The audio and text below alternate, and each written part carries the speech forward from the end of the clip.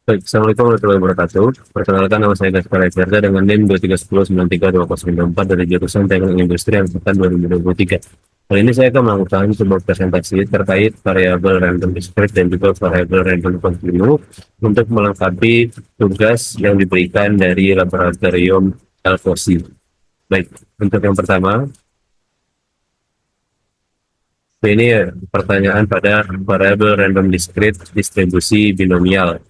Untuk pertanyaannya adalah sebuah dadu dilempar sebanyak 5 kali, lalu yang ditanyakan adalah berapa probabilitas munculnya angka 6 sebanyak 2 kali. Diketahui N sama dengan 5, K sama dengan 2, dan P sama dengan 1/6.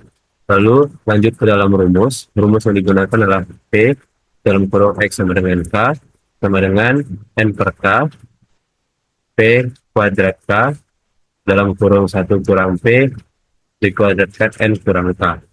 Lalu langsung saja di penyelesaiannya kita lakukan metode kita masukkan langsung angka-angka yang diberikan tadi ke dalam rumus. Jadi ya P X sama dengan 2 karena K di sini adalah 2 sama dengan N sama dengan 5 per K ini 2. Lalu sama dengan dikalikan dengan 1/6 yang mana itu merupakan nilai dari P dikuadratkan dengan 2 yang merupakan dari K. Lalu 1 kurang 1/6 yaitu P dipangkatkan dengan N kurang K yaitu 3. Lalu di bawahnya P dalam kurung X sama dengan 2 sama dengan 10 kali 1/36 dikali 125 per 216. P dalam kurung X sama dengan 2 tutup kurung sama dengan 1250 per 7776 sama dengan hasil akhirnya adalah 0,161. Maka probabilitas munculnya dadu berangka 6 dalam 5 kali pelemparan adalah 0,161 atau 16,1%. Lalu kita lanjut kepada variabel random discrete atau disebut dengan distribusi Poisson. Yang mana ini mengangkat dari distribusi Poisson pada variabel random discrete. Ada pertanyaan jumlah pelanggan yang datang ke sebuah kafe rata-rata 3 orang per jam. Lalu ditanyakan berapa probabilitas bahwa dalam 1 jam ada 5 pelanggan yang datang. Nah, di sini kita ketahui bahwa lambda sama dengan 3, K di sini sama dengan 5. Lalu kita lanjut kepada rumus Poissonnya itu sendiri. Untuk rumus Poisson itu adalah P dalam kurung X sama dengan K, tutup kurung sama dengan lambda dipangkat K, E pangkat minus lambda per 5. Lalu kita lanjutkan masukkan ke dalam angka-angkanya. P dalam kurung X sama dengan 5, tutup kurung sama dengan 3 pangkat 5, E dipangkatkan minus 3 per 5. Lalu P sama dengan dalam kurung X sama dengan 5, tutup kurung sama dengan 243 dikali E pangkat minus 3 per 120.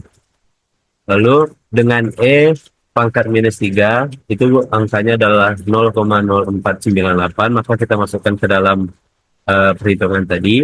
P dalam kurung X sama dengan 5 sama dengan 243 dikali 0,0498 per 120 sama dengan 0,100. Maka probabilitas ada 5 pelanggan dalam 1 jam itu adalah 0,100 atau bisa disebut juga dengan 10%. Lalu kita masuk ke variabel random continue, yang mana kita menggunakan distribusi normal. Untuk distribusi normal, pertanyaannya adalah tinggi badan siswa SMA mengikuti distribusi normal dengan rata-rata 165 cm dan simpangan bangku 10 cm. Berapa probabilitas seorang siswa memiliki tinggi badan antara 160 cm dan 170 cm? Lalu yang kita ketahui di sini dalam U sama dengan 165, lalu standar deviasinya adalah 10. Kita lanjut ke rumusnya. Untuk rumusnya itu adalah sama dengan Z besar sama dengan X kurang U per standar deviasi. Lalu untuk X sama dengan 160, maka itu Z1 sama dengan 160 kurang 165 per 10 sama dengan minus 0,5. Lalu untuk X sama dengan 170, Z2 sama dengan 170 kurang 165 per 10 sama dengan 0,5. Maka kita masukkan di sini nilai P dalam kurung Z lebih kecil daripada 0,5 sama dengan 0,6915. Lalu untuk nilai P di mana Z lebih kecil daripada minus 0,5, itu kita dapatkan hasil 0,3085. Lalu kita masukkan P dalam kurung 160 eh, lebih kecil daripada X, lalu X lebih kecil daripada 170, sama dengan P dalam kurung Z lebih kecil daripada 0,5 kurung dikurang P dalam kurung Z lebih kecil daripada minus 0,5 kurung. Lalu di bawahnya P dalam kurung 160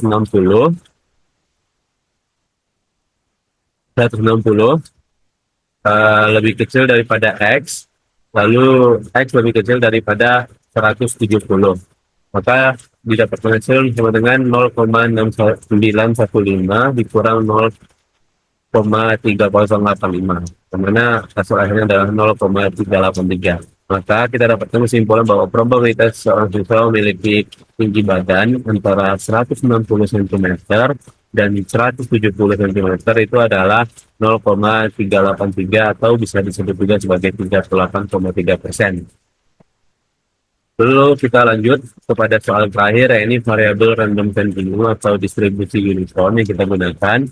Untuk pertanyaan pada distribusi uniform ini adalah waktu kedatangan bus di halte diketahui seragam antara 0 hingga 20 menit. Berapa probabilitas bus datang dalam waktu kurang dari 8 menit? Lalu yang kita ketahui di sini A sama dengan 0, B sama dengan 20. Lalu kita lanjut kepada rumusnya dengan F dalam kurung X sama dengan 1 per B kurang A, cuma A lebih kecil sama dengan X lebih kecil sama dengan B. Lalu di bawahnya kita masukkan P dalam kurung X lebih kecil daripada 8 sama dengan di sini kita lihat 8 dan 0 sebagai yang lainnya, dan di sini F dalam kurung X dx sama dengan 1 per 20 dx. Lalu untuk P dalam kurung X lebih kecil dibanding 8, itu kita dapatkan hasil 1 per 20 kali 8 kurang 0. Nah, sama dengan 8 per 20. Kalau 8 per 20 sama dengan hasilnya itu 0,4. Maka kesimpulannya adalah probabilitas bus datang dalam waktu kurang dari 8 menit adalah 0,4 atau 40%. Mungkin sekian presentasi dari saya. Terima kasih. Wassalamualaikum warahmatullahi wabarakatuh.